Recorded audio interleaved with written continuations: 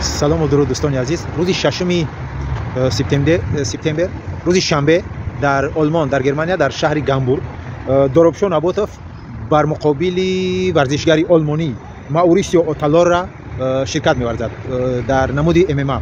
ما هم می‌دونیم که دروبشون ابوتوف در دانا وایت کانتندر در یوژنی کره باخت و شانس خود را از دست داد که در شرکت UFC شرطنامه بندد. حاضر اون در شرطنامه بست در بر یک شرکت اروپا UFC نه UFS و باوری داریم که دروبشون ابوتوف ان شاء الله در این شرکت کمربند رو به دست می‌آورد، چمپیون می‌شود و به مقصد خود می‌رسد و در شرکت UFC شرطنامه می‌بندد.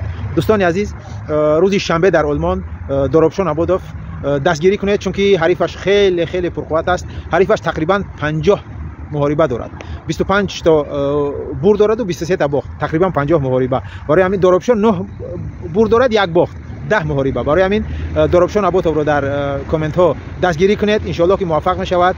دوستان در کانال من ابونه شوید، مشتی تاجیکی، و ان شاء الله که ما با هم کانال رو پیش میبریم.